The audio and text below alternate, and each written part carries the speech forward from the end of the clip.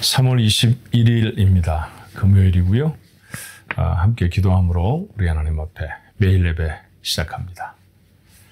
다시 예배합니다. 하루를 주셔서 오늘 하루도 해야 할 일들이 참 많이 있지만 그러나 그 중에 최고는 우리 하나님을 예배하는 이 시간인 줄로 압니다. 하나님을 예배하는 저희들에게 은혜를 주시고 하나님을 예배하는 저희들의 삶이 주 앞에 거룩하게 변화되게 하여 주옵소서. 예수님의 이름으로 간절히 기도하옵나이다. 아멘. 잘 부르지 않았던 찬송 하나 불러보려고 해요. 326장 내 죄를 회개하고 영상으로 쭉 그 멜로디나 이런 것들이 나갈 테니까 한번 여러분 따라해 보시면 찬송 하나 배우는 시간 되겠네요. 내 죄를 회개하고 함께 찬송합니다.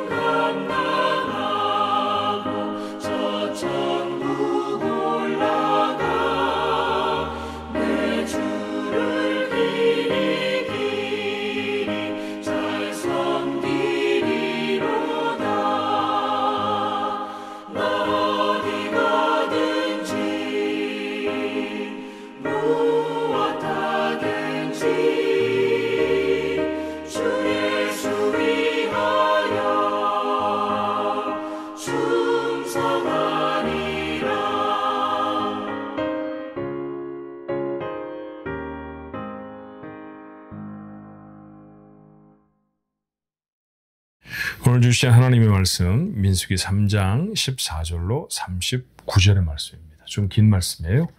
민수기 3장 14절로 39절까지의 말씀 한번 같이 읽어볼까요? 여호와께서 시내 광야에서 모세에게 말씀하여 이르시되 레위 자손을 그들의 조상의 가문과 종족을 따라 계수하되 1개월 이상 된 남자를 다 계수하라. 모세가 여호와의 말씀을 따라 그 명령하신 대로 계수하니라. 레위의 아들들의 이름은 이러하니 게르손과 고핫과 므라리요. 게르손의 아들들의 이름은 그들의 종족대로 이러하니 림니와 시므이요.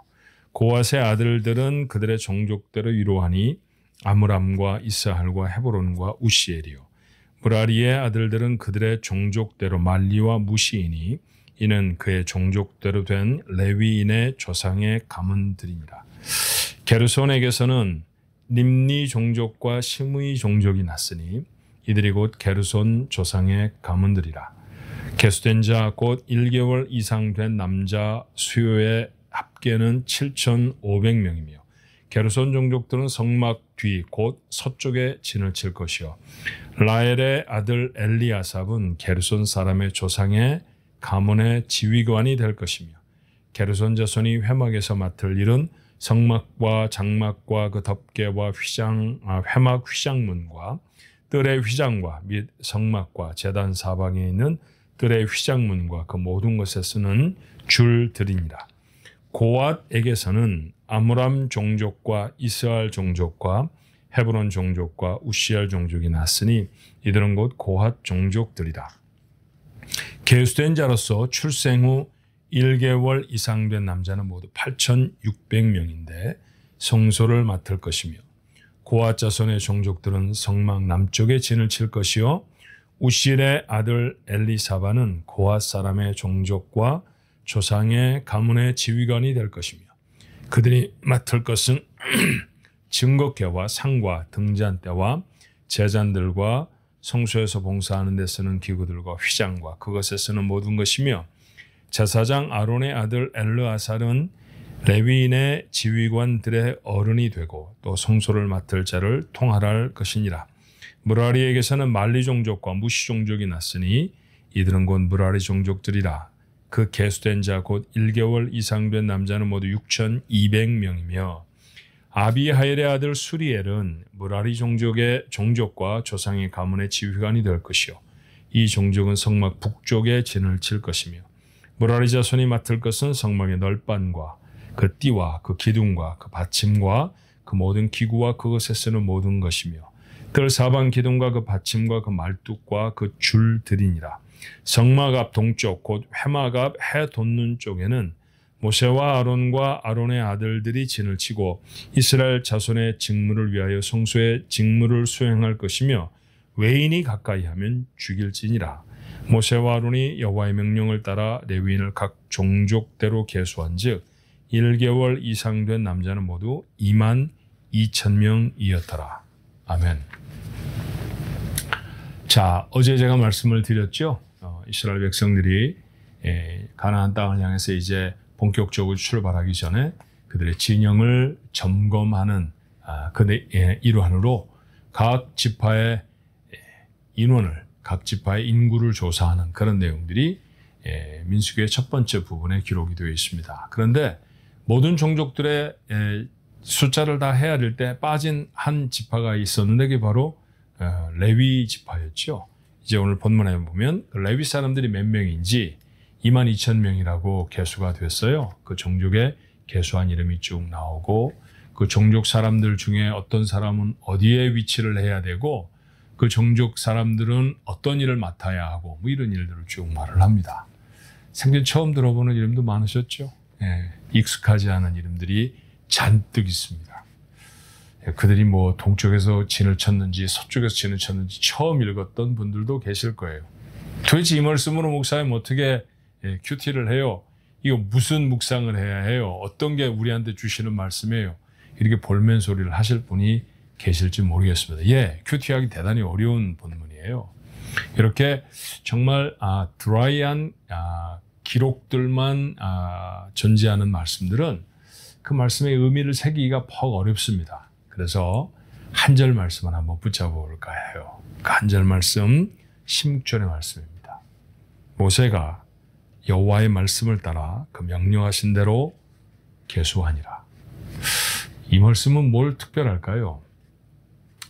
여러분, 창세기를 빼고 그 다음에 출애굽기, 그 다음에 제사에 대한 부록처럼 기록되어 있는 레위기, 그리고 다시 출발하는 것을 기록하고 있는 민수기, 그리고 이제 모세는 가나안 땅에 들어갈 수 없으니까 가나안 땅에 들어가는 이스라엘 백성을 떠나보내면서 우리가 이전에 이런 하나님의 은혜를 만났다, 그러니 너희들은 이렇게 살아라라고 고별 설교 3편을 담고 있는 신명기, 이 성경들이 구약 성경의 첫 번째 5권의 책이거든요. 근데 여러분, 어떤 말이 제일 많이 등장하는지 아세요? 오늘 바로 이 말씀입니다. 하나님이 말씀하시고 모세는 그대로 하였더라. 이 말씀이 가장 많이 등장해요. 하나님이 말씀하셨고 그 하신 말씀을 모세가 그대로 했습니다. 어쩌면 모세가 기록한 이 모든 말씀은 이런 얘기죠. 저는 하나님의 이런 말씀을 들었어요. 그리고 그 말씀을 이렇게 행했습니다. 라고 하는 증거에 다름이 아닙니다. 누가 동쪽에 있었고 어떤 사람의 숫자가 얼마였고, 그것도 깊이 생각해 보면 신학적인 의미가 있고 그것이 한편의 설교도 될 수가 물론 있겠죠. 그런데 가장 첫 번째로 우리의 마음에 와 닿아야 하는 가장 중요한, 가장 무게 있는 메시지는 무엇이냐 하면 하나님의 말씀을 그대로 행했다라고 하는 것입니다. 쉬웠을까요? 여러분, 하나님이 하시는 말씀을 그대로 하는 것은 쉽지 않았을 것입니다. 자, 오늘 이 본문의 말씀의 내용들을 보면 그렇죠. 자, 백성을 계수합니다. 근데 계수할 때 레위 사람도 함께 계수했으면 좀 편하지 않나요? 여러분, 인구조사라는 것을 우리가 미국에 살면서도 종종 경험하게 됩니다만 대단히 번거로운 일 중에 하나입니다. 많은 사람들 그때 인구조사, 이 센서스를 위해서 하이어를 하고요. 그 사람들이 가가고 다 방문을 해요. 근데 방문 다 하고 난 다음에 이번에는 한국 사람들만 한번 세보십시오. 이러고 다시 보낸다고 하면 이게 얼마나 귀찮은 일입니까? 아예 첫 번째 셀 때 한꺼번에 셌으면 얼마나 좋았을까요? 모세가는 볼면소를 한다고 하면 어떻겠습니까? 아유, 하나님, 좀 전에 지파들 다 계수할 때 다 한꺼번에 하라고 하시지 이제 또 레위 사람만 다시 계수하라고요? 뭐 이런 거 말이죠. 근데 그런 말이 없어요. 자, 아무개를 지도자로 삼아라. 그러면 그 사람을 지도자로 삼았습니다. 어떤 지파는 성막에 어디에 위치해야 한다. 북쪽에 있어라, 남쪽에 있어라, 동쪽에 있어라. 하나님이 지정해 주셨죠. 그대로 했습니다. 어떤 지파는 이런 일을 해라. 어떤 지파는 텐트만 모아야 하고요. 어떤 지파는 나무, 막대기만. 어떤 지파는 도구만. 저는 도구보다 다른 일 하고 싶어요. 이런 사람도 있을지 모릅니다. 그런데 하나님은 말씀하셨고요. 모세를 통해서 이스라엘 백성에게 그 말씀이 전해지면 이스라엘 백성은 그대로 해야 했습니다. 말씀드리고 싶은 건 이거죠. 그들의 감정이 있었을 것입니다. 그들의 바람도 있었을 거예요. 그리고 그들이 하고 싶은 일들도 있었을 것입니다. 하지만 하나님이 말씀하시면 그 앞에 다 내려놓습니다. 이 거룩한 항목입니다. 어떤 일을 할 때 내가 못해요 라고 해서 항복하는 게 아니에요. 내가 할 수 있는데 하나님이 계시기 때문에 안 하는 것, 이게 항복입니다. 이 항복의 자리까지 나아가는 것이 거룩하고 온전한 하나님의 백성 되어짐이죠. 그렇죠? 우리의 삶에서 하나님이 하시는 말씀에 대해 얼마나 귀 기울이고 계시나요? 그 하나님의 말씀에 우리는 얼마나 순종하며 삽니까? 자, 모세는 하나님이 말씀하시면 들었고요. 그리고 들은 대로 그대로 했습니다. 그렇게 하려고 하면 적어도 3가지가 동원이 돼야 돼요. 자, 첫 번째는 뭐냐 하면 하나님의 말씀을 열심히 그리고 진지하게 들어야 합니다. 주식의 변동에 대해서 우리는 대단히 민감하죠. 혹이 주식 투자라도 하고 계시는 분이 계시다고 하면 어떤 종목, 특히 자기가 투자한 종목의 값이 올랐는지 오르지 않았는지 뉴스를 검색하고 다시 인터넷을 뒤지면서 그러면 그 종목의 등락을, 오르고 내림을 아마 확인하게 될 겁니다. 열심히 있죠. 아이를 대학에 보내려고 한 학부형들은 어떤 학교가 좋은지, 어디에서 장학금을 더 많이 주는지, 어디에 가면 아이들이 공부할 수 있는 환경이 더 좋은지에 대해서 대단히 민감합니다.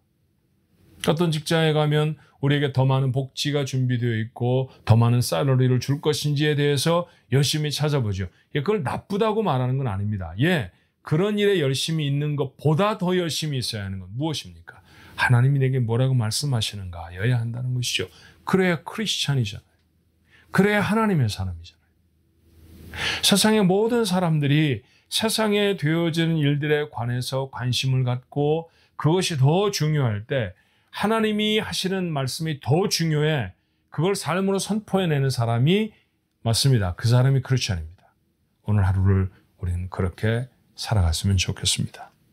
두 번째로 하나님이 내게 무엇인가를 말씀하신다고 하면 그 말씀이 내게 실천되기 위해 내게는 하나님의 말씀이 내가 생각하는 것, 내가 가진 지식, 내가 이제까지 알고 있는 모든 것들보다 훨씬 더 월등히 나아. 하나님이 나보다 훨씬 나아. 라고 하는 사실을 인정하셔야 합니다. 그러지 않으면 하나님 말씀을 따를 수 없죠. 우리는 그저 큰 범주에서는 이 말에 동의를 해요. 하나님이 나보다 많이 아시지. 누가 하나님보다 많이 안다고 말하겠습니까? 하나님이 나보다 더 능력이 있으시지. 예, 그렇게 말을 합니다. 그런데 내가 하루를 살아가면서 내가 말하는 것, 내가 행동하는 것, 내가 오늘 좋아하는 일들을 하는 것, 그 일 하나하나에까지라도 하나님이 내가 원하는 것보다 더 나를 위해 필요한 것들을 알고 계셔라는 데 동의하기는 어렵습니다. 하나님 난 이거 하고 싶어요. 이럴 때 참 많죠. 하나님을 설득해서라도 자기가 원하는 것을 하고 싶어하는 사람들이 정말 많잖아요. 자, 그것은 뭐냐 하면 내 생각이 하나님과 대등하거나 아니면 심지어는 하나님 건 내가 더 잘 알아요. 뭐 이런 거잖아요. 우리는 예수님을 처음 만났던 베드로의 고백을 기억합니다. 베드로는 어부였고요. 예수님은 전직 목수였습니다. 근데 전직 목수가 어부의 배를 잠깐 빌려서 말씀을 전하신 후에 묻죠. 고기를 좀 잡으셨습니까? 밤새도록 수고했는데 한 마리도 못 잡았습니다. 깊은 곳에 가서 그물을 던져보십시오. 우리가 깊은 곳에 그물 안 던져봤겠습니까? 이 시간에 깊은 곳에 가면 고기 없어요. 제가 여기서 잔뼈 굵은 사람입니다. 당신은 목수라 나무에 대해 잘 알지 모르지만 나는 어부입니다. 나는 바다에 대해 잘 알아요. 그렇게 말하고 싶지 않았을까요? 그런데 베드로는 그렇게 말하지 않습니다. 우리가 밤이 새도록 수고를 하였지만 얻은 것이 없어요. 그렇지만 말씀에 의지해 그물을 내려보겠습니다. 그때 만선의 축복이 있다는 사실을 놓치지 마십시오. 하나님은 나보다 월등하십니다. 하나님과 나는 비교할 수 없습니다. 오늘 내 원함이 있고 오늘 내 바람이 있습니다. 내게 익숙한 것이 있고 내가 하고 싶은 것이 있습니다. 그런데 하나님의 말씀이 들어지면 항복하는 거죠. 그를 내려놓는 것이죠. 왜요? 하나님이 나보다 월등하시기 때문입니다. 그때 그 삶에 하나님의 것이 담기는 줄로 믿습니다. 세 번째로 아무리 힘이 들어도 쉽지 않은 일이라 할지라도 불가능하게 보이는 것 같아도 하나님이 하라고 하시면 그 말씀의 배후에는 무슨 뜻이 담겨 있을까요? 내가 도와준다 이런 뜻이 담겨 있잖아요. 그렇죠? 우리 힘으로 안 되는 건 나도 아는데 하나님 모르시겠습니까? 그런데 하나님이 나에게 맡기신다고요. 그러면 그 일을 할 수 있도록 하나님이 도우시겠다는 얘기 아닙니까? 그렇죠. 그 믿음이 있어야 하나님의 말씀대로 할 수 있습니다. 하나님은 우리에게 늘 말씀하시죠. 우리의 귀가 세상에 젖어 있기 때문에 하나님의 말씀을 다 듣지 못하는 건 아닐까요? 진지하게 열심히 하나님의 말씀을 듣도록 해보십시다. 들려지는 말씀이 있으셨어요? 하나님의 말씀은 내 꿈보다 더 큽니다. 하나님의 말씀은 나를 나보다 더 잘 아는 말씀이십니다. 그리고 그 하나님이 말씀하셨다고 하면 내가 생각할 때는 고개가 좌로 우로 저어지는 우려가 되어지는 일들이지만 그러나 하나님이 하라고 하시면 하나님이 도우실 것입니다. 그렇게 말씀을 순종하며 사는 사람이 모세의 인생을 삽니다. 야, 멋있어. 그렇게 생각해 보신 적이 몇 번쯤은 있으시잖아요. 성경에 기록된 수많은 위인들의 얘기는 사실 그 얘기의 다름이 아니죠. 하나님이 말씀하시니 모세가 그대로 하더라. 하나님이 말씀하시니 오늘 예배에 참여한 여러분과 제가 그대로 하더라. 오늘 하루가 우리가 하나님 나라 가는 날까지 우리의 남은 삶이 그런 삶이 되어지기를 간절히 바랍니다. 기도하겠습니다. 하나님의 말씀을 얼마나 놓치고 살았는지 모릅니다. 세상의 소리가 귀에 너무 커서 너무 가득해서 놓쳐버리고 지나쳐버렸던 하나님의 말씀이 얼마나 많았는지요. 정신을 가다듬게 하옵소서. 오늘 시간 예배함으로 시작한 하루가 하나님의 말씀을 귀에 마음에 담는 복된 시간이 되게 해 주옵소서. 말씀이 담겨졌는데 이거 아닌데 그랬을 때 참 많았습니다. 하나님 죄송합니다. 저희들의 지식이 하나님보다 더 높을 수 없었고 저희들의 알미 하나님보다 넓을 수 없음에도 불구하고 하나님보다 더 아는 것처럼 하나님보다 내 삶에 내가 더 익숙한 것처럼 그렇게 잘못 생각했던 적이 얼마나 많았는지 말로 입으로 표현하지 아니하였다 할지라도 우리 마음에 그런 생각이 많았다는 것을 하나님 앞에 고백합니다. 잘못했습니다. 용서해 주옵소서. 하나님이 더 크십니다. 하나님이 나보다 나를 더 잘하십니다. 내가 나를 위해 살려고 하는 것보다 하나님은 나를 위해 더 큰 일을 하십니다. 그러니 믿고 하나님의 말씀에 순종하는 저희들 되게 하옵소서. 순종하려고 해도 때로 두렵습니다. 내가 저 사람에게 다가가면 저 사람 나에게 곁을 내줄까? 내가 이 일을 하려고 하면 하나님이 하라고 하신 것이라 하긴 하는데 과연 제대로 이루어낼 수 있을까? 두렵죠. 그런데 하나님 하라고 하시면 하나님이 도우시겠다는 약속이 담겨있는 명령인 줄 압니다. 그러니 이 믿음으로 오늘도 주께 받은 말씀 삶에 실천하는 저희가 되게 하시고 그 가운데 그 삶에 담으시는 하나님의 놀라운 역사를 이루어낼 수 있도록 그렇게 복되고 기가 막힌 삶을 살아내는 오늘 한날 우리 가족들의 삶이 되도록 축복하옵소서. 예수님 이름으로 기도하옵나이다. 아멘.